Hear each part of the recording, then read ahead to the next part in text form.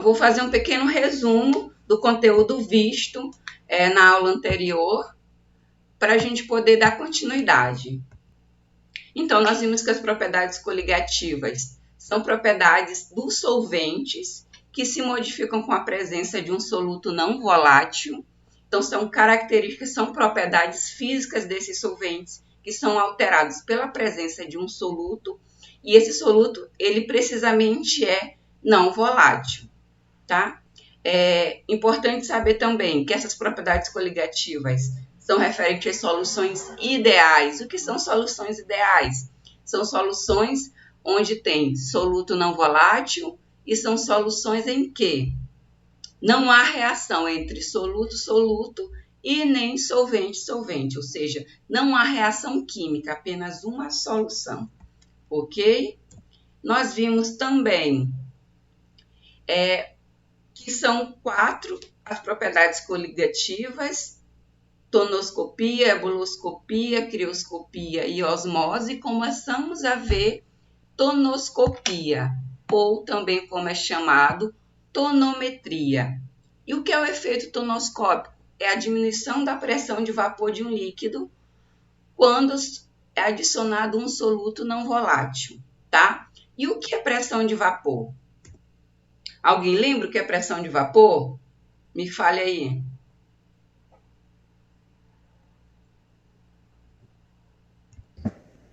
É a pressão máxima que o vapor exerce em relação ao líquido.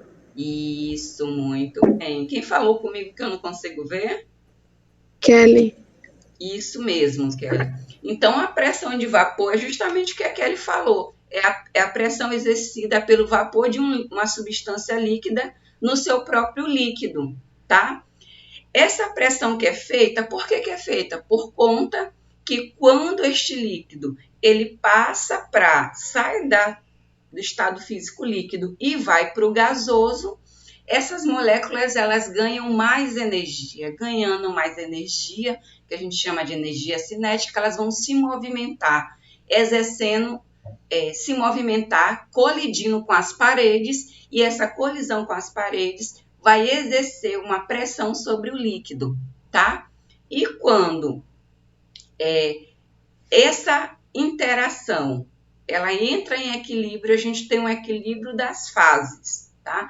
Temos o que é esse equilíbrio das fases? É quando a velocidade que uma substância líquida, de uma substância sai do estado líquido e vai para o gasoso, certo? É quando essa velocidade do líquido para o gasoso é igual à mesma velocidade que o gás volta a ser líquido, tá? Então, quando essas velocidades de transformação líquido-vapor, vapor-líquido, se igualam, aí eu tenho um equilíbrio químico. Na verdade, um equilíbrio físico, porque aí eu não tenho uma reação química, tá? Então, eu tenho um equilíbrio químico.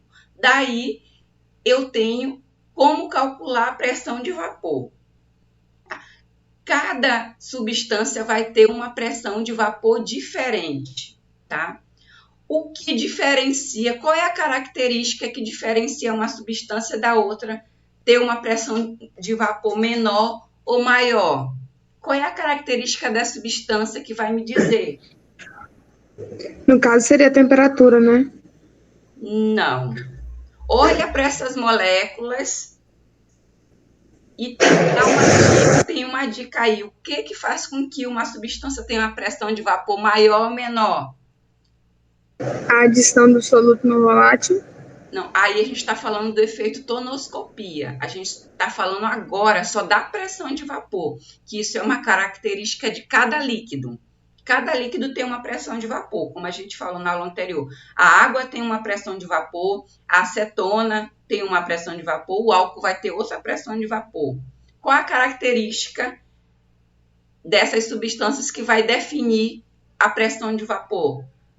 É o tipo de ligação intermolecular, tá? Quem são as substâncias que vai ter menor pressão de vapor? Aquelas que tiverem ligações mais fortes, que são as ligações de hidrogênio. Depois, nós vamos ter aquelas substâncias que vai ter ligações de Van der Waals. Outra, a gente vai ter dipolo-dipolo induzido. Então, quanto mais fraca a ligação, maior vai ser a pressão de vapor, porque quanto mais fraca a ligação, mais rápido aquela molécula vai sair do estado líquido em relação ao vapor, tá? Então, quem é que faz ligação de hidrogênio? Quem tem oxigênio ligado a hidrogênio. Então, quem tem essa ligação de hidrogênio, a gente tem a água. Cadê o pontinho aqui? Então, a gente tem aqui a água, uma ligação oxigênio e hidrogênio. A gente tem aqui uma ponte de hidrogênio, porque essas moléculas, elas ligam entre si de maneira mais forte, tá? Então, a água, ela vai ter o quê? Menor pressão de vapor, mais forte vai ser essas ligações.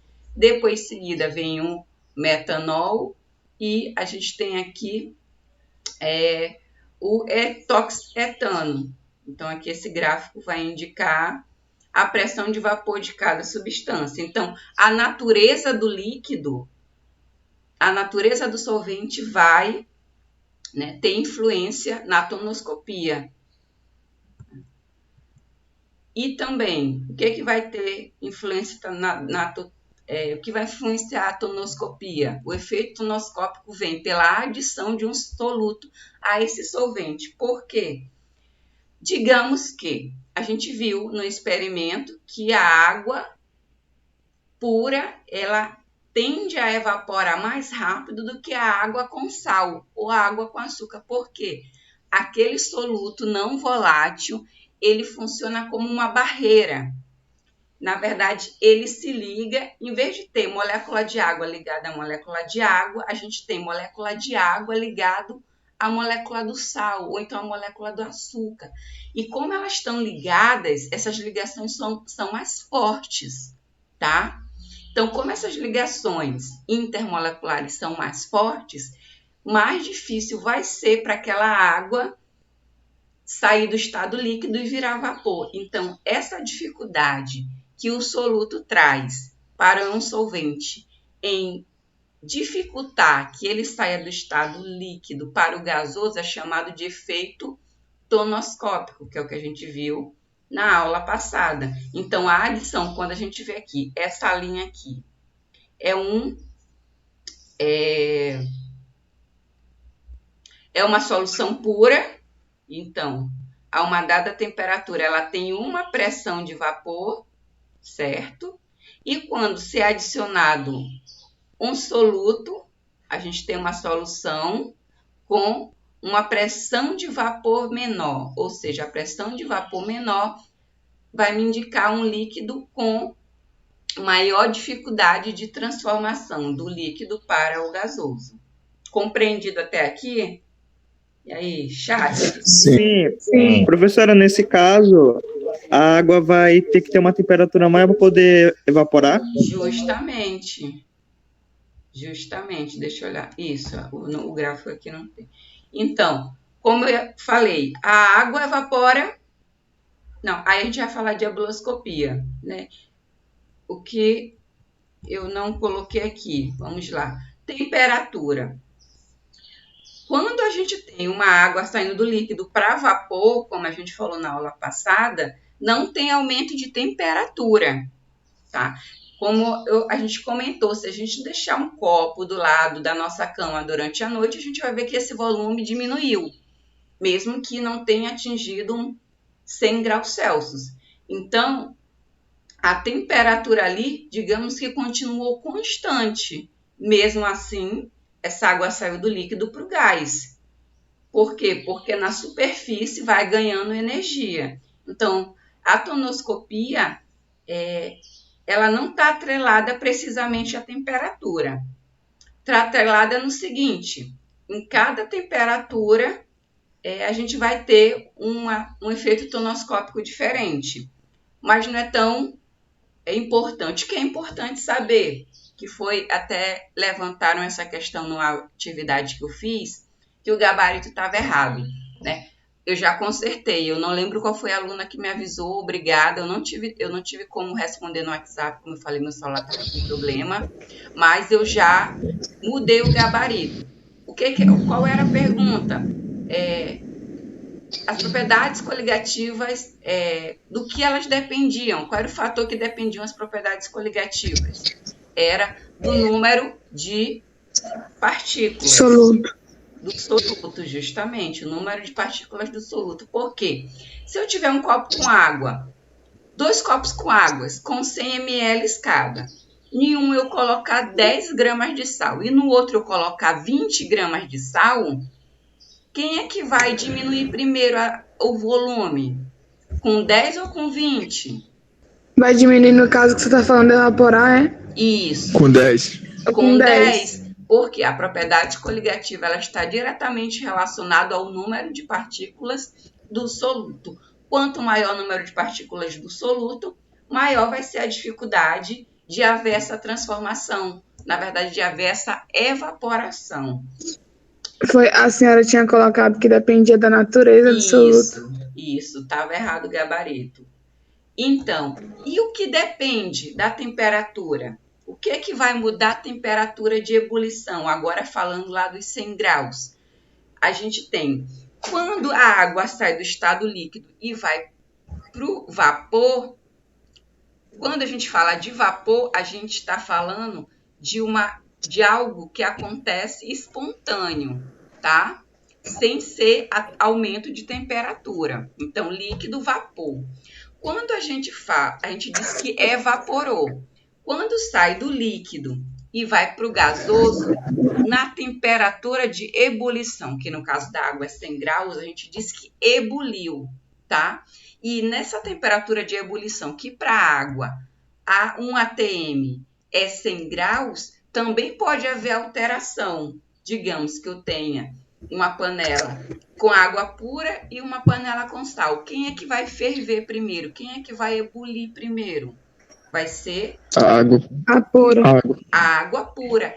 E esse efeito, ele é chamado de ebuloscopia ou ebulometria, tá? Então, esse efeito ebuloscópico, né, ou ebuloscopia, é o estudo da elevação da temperatura de ebulição de um de um solvente, que também é pela adição de um soluto não volátil. Como foi falado desde o começo, as propriedades coligativas é estudada através de soluções ideais. Soluções ideais são aquelas que têm soluto não voláteis, tá? Então, para a gente entender melhor, vamos verificar como é que isso funciona. E é bem fácil compreender uma vez que a gente viu tonoscopia. Então, como a gente tem aí o desenho, tem água pura e água com glicose. Glicose é açúcar. Então, a gente tem a água aí fervendo a uma dada temperatura, né? Que a gente chama de TE0, que é a temperatura de ebulição inicial. E quando é adicionado açúcar, essa temperatura de ebulição, ela aumenta para TE1, tá? A gente tem uma alteração na temperatura de ebulição, tá? Então, aqui está a diferença do que eu falei, do que é evaporação e o que é ebulição.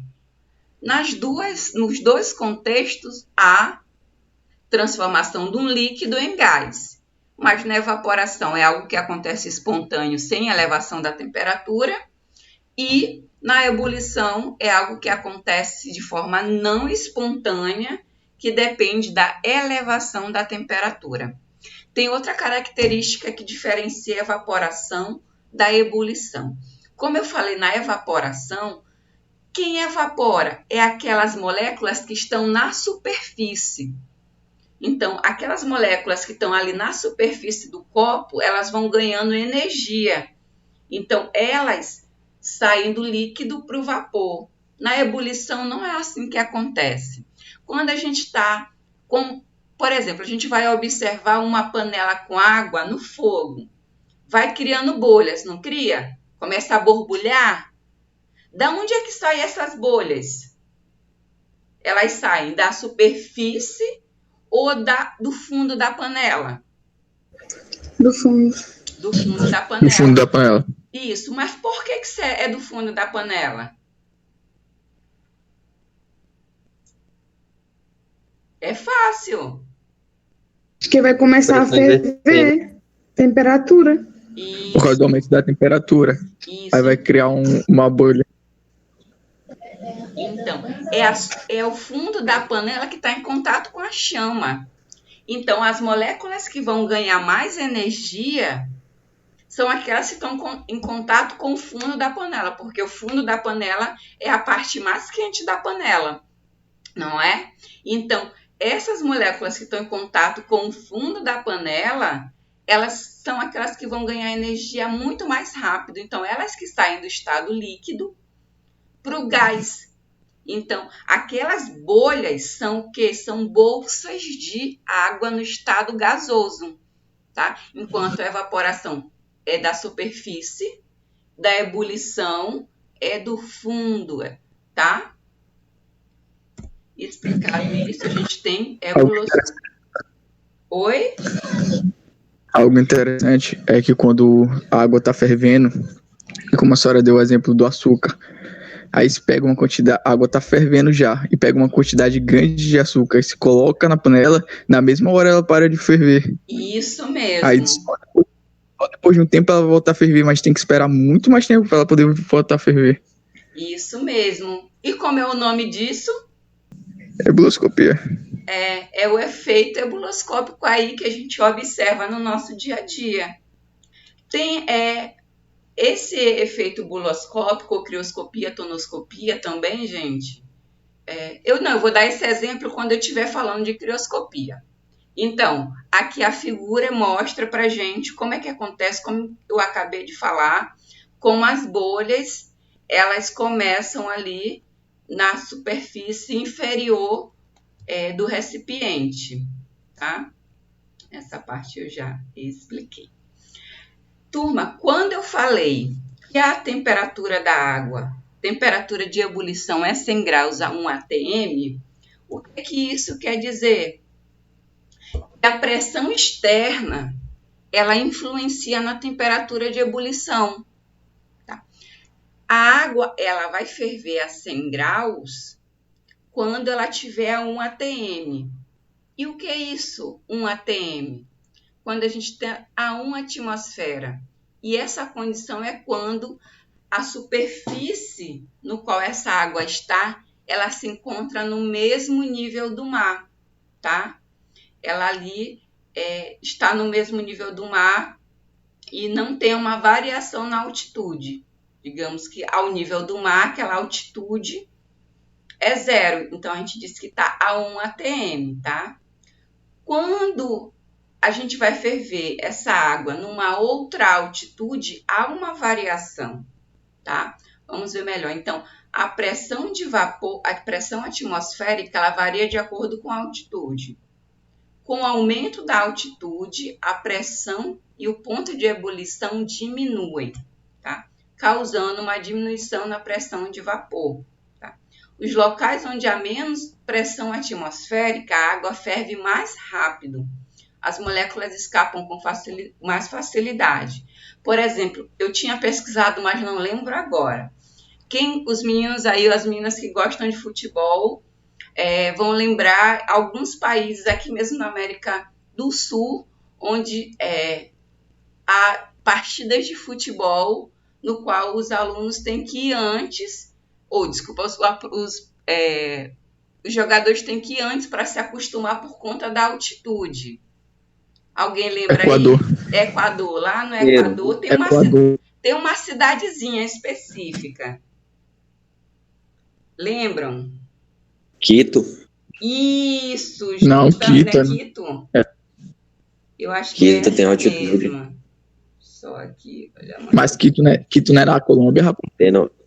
Tanto faz. Quito é na Colômbia. Também tem no Peru. Peru tem uma de 4.000. Peru, eu acho que o maior é do Peru, que tem 4.000 metros. O do Equador tem 3.000. Então, esses lugares são lugares que estão muito acima do nível do mar, certo? Então, elas estão numa altitude bem maior. Como elas estão numa altitude bem maior, a pressão atmosférica exercida é diferente. Então, a gente que está no nível do mar, a pressão é muito maior. E quem está numa altitude maior, a pressão de vapor, a pressão atmosférica é muito menor. Se a pressão atmosférica, né, ela é muito menor, o que vai acontecer? Aquelas moléculas vão ter mais facilidade de sair do estado líquido para o gás. Entendidos? Conseguiram compreender a relação? Sim, interessante. Né? Então, a pressão, ao nível do mar, a pressão é maior e acima do nível do mar, a pressão ela é menor. Se a pressão é menor, a água, por exemplo, vai ter mais facilidade de sair do líquido para o gás, porque a pressão exercida sobre aquele líquido vai ser menor. Como é que a gente pode ver essa menor pressão atmosférica sendo exercida? O que acontece com os jogadores que não estão acostumados com essa altitude elevada? Eles cansam rápido e começam a passar mal. Eles cansam rápido. Tem que Mas usar por que o eles oxigênio. cansam rápido? Porque Eles não conseguem. tem menor disponibilidade de oxigênio. Porque o oxigênio é um gás. Quando eu estou no nível do mar, como a pressão é maior, esse gás ele é empurrado para baixo. Então, a gente tem uma pressão maior ou uma quantidade maior de oxigênio. Quando se vai para um lugar com alta altitude, a pressão exercida sobre aquele lugar é menor. Então, aquele oxigênio ele dispersa. Então, lá a menor quantidade de oxigênio para respiração. E o nome desse efeito é chamado rarefeito, né? Uma rarefação do ar. Então, a gente tem menor disponibilidade de oxigênio.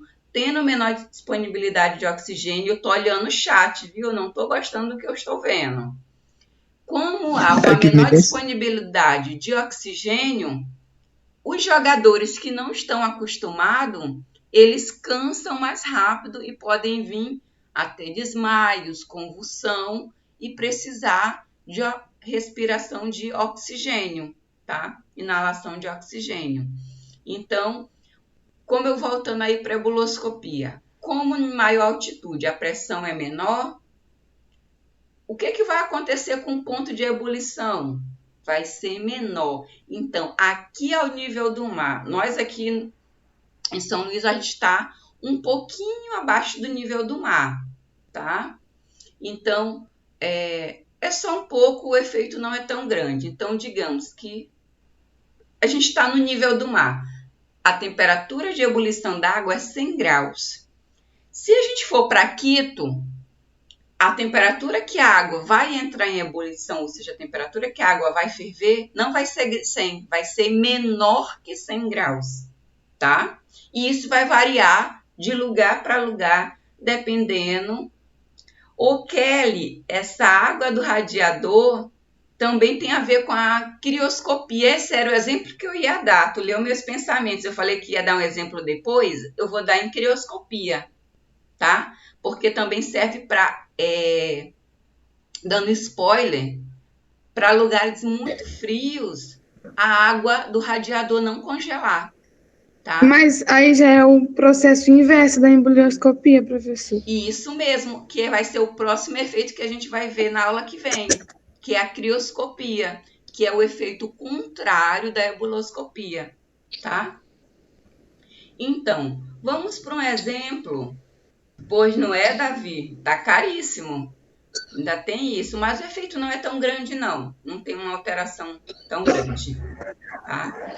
Eu vou até fazer o experimento, eu tenho um termômetro aqui em casa, e eu vou ver, assim que a água começar a evaporar, ebulir, eu vou ver qual é a temperatura no meu termômetro, tá?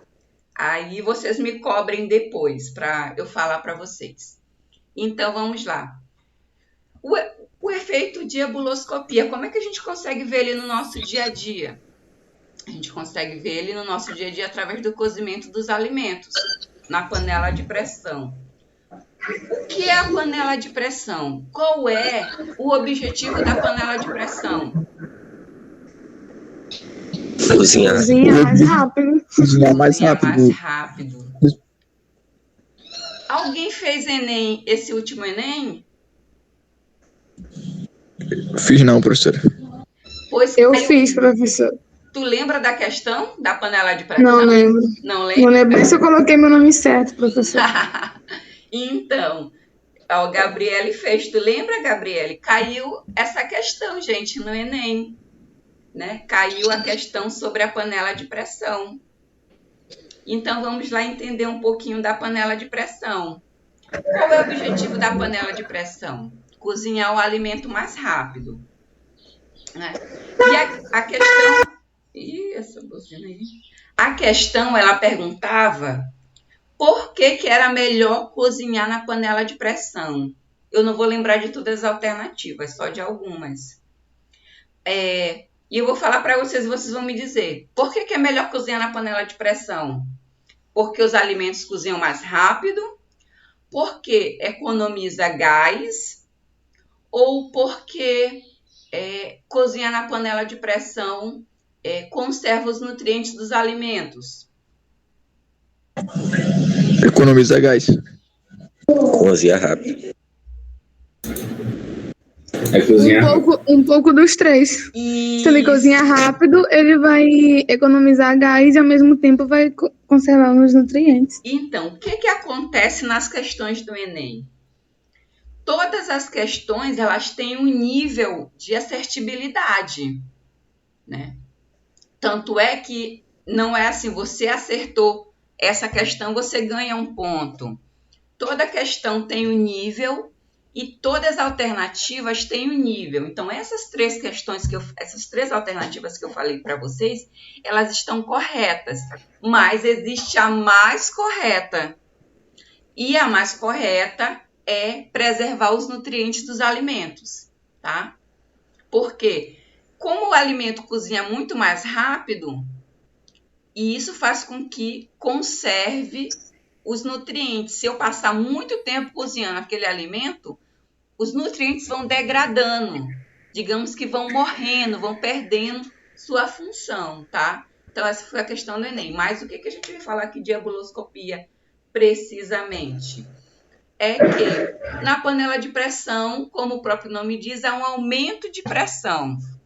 E se a pressão aumenta, o que acontece com a temperatura de ebulição? Aumenta também. Ela aumenta também. Com o aumento da temperatura de ebulição, aquele alimento ele vai o quê? Ele vai cozinhar muito mais rápido. E aqui tem a diferença entre uma panela de pressão e uma panela sem ser a panela de pressão, uma panela normal, né? Aqui o desenho mostra a temperatura ambiente ou a pressão atmosférica de 1 atm, que é a pressão do nível do mar. Esta água, ela vai ferver a 100 graus. A gente está falando de água pura, tá? A 100 graus. Na panela de pressão, praticamente dobra a pressão. Na atmosfera, a gente tem 1 atm. Na panela de pressão, a gente pode ter até 2 atms de pressão. Como há um aumento na pressão, vai ter um aumento na temperatura de ebulição. E a temperatura que essa água vai ferver dentro da panela de pressão vai ser aproximadamente 120 graus. Então, qual é, por exemplo, o feijão? Qual é o feijão que vai cozinhar mais rápido? Aquele feijão que está cozinhando a 100 graus ou o feijão que está cozinhando a 120? A 120. Que está cozinhando a 120. Então, ele vai cozinhar muito mais rápido. Ele cozinhando muito mais rápido vai me poupar tempo. Se ele está cozinhando muito mais rápido, ele vai economizar gás, né? Porque eu vou estar usando ele menos tempo. E eu vou estar preservando os nutrientes desse alimento, porque aqui ele vai passar muito mais tempo, e quanto mais tempo eu cozinhar um alimento, maior vai ser a degradação desse alimento, tá? E aqui foi o que eu já expliquei essa parte. Aqui só traz um gráfico mostrando que o solvente puro, ele tem uma pressão de vapor aqui. Ele evapora muito mais rápido do que com uma pressão de vapor menor.